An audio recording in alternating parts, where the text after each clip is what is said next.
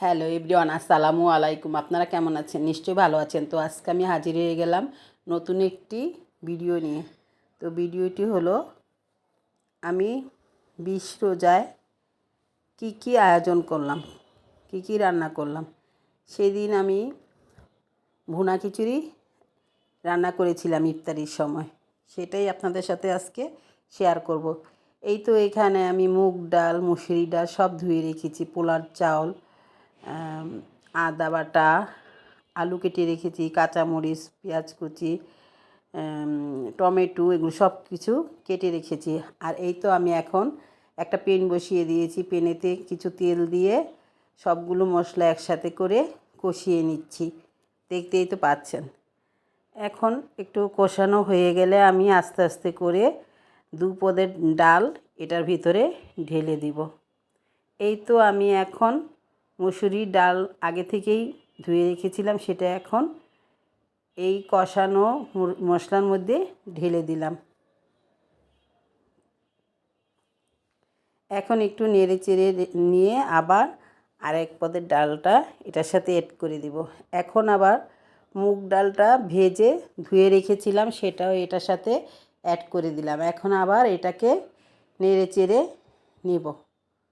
অনেক দিন ধরেই ভাবছি যে একটু ভুনার খিচুড়ি খেলে ইফতারিতে কেমন হয়, আর ভাজা ভুনি খেতে ভালো লাগে না। তাই এই ইফতারিতে আমি ভুনা খিচুড়ির আয়োজন করলাম। এর ভিতরে ছোট ছোট করে আলু, টমেটো দেওয়া হয়েছে, দেখতেই তো পাচ্ছেন। আর আলাদা করে আমি মুরগির মাংসটা রান্না করে রেখেছি। এই তো আমার মুরগির মাংস এখানে রান্না করে রেখে দিয়েছি। দর্শক, আমার এই ব্লগটি যদি আপনাদের কাছে ভালো লেগে থাকে তাহলে অবশ্যই একটি লাইক দিয়ে দেখা শুরু করবেন এবং একটা কমেন্টস করে জানাবেন এই ব্লগটি কেমন হয়েছে, এবং একটা সাবস্ক্রাইব করে দিবেন। যারা করেছেন তাদের অনেক ধন্যবাদ, যারা করেননি তারা এক্ষুনি একটা সাবস্ক্রাইব করে দিবেন।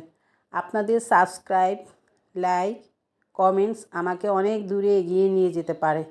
এই তো এখানে সব কিছু কেটে রেখেছি ইফতারির জন্য।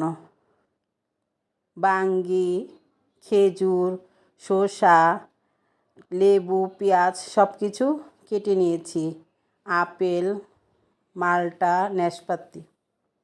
আর এটা ছিল পরের দিনের ব্লগ 22 রোজার।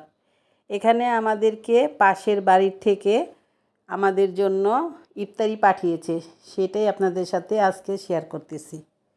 বিরিয়ানি দিয়েছিল, আর ওই ফল ফলাদি সব ওই পাশের বাড়ির থেকে দিয়ে গেছে ইফতারিতে। আবার একটা তরমুজও পাঠিয়েছে তারা। এই তো দেখতেই তো পাচ্ছেন, খেজুর দিয়েছে, আপেল, মালটা, তরমুজ, নাশপাতি সব কিছু দিয়েছে। আল্লাহ হাফেজ।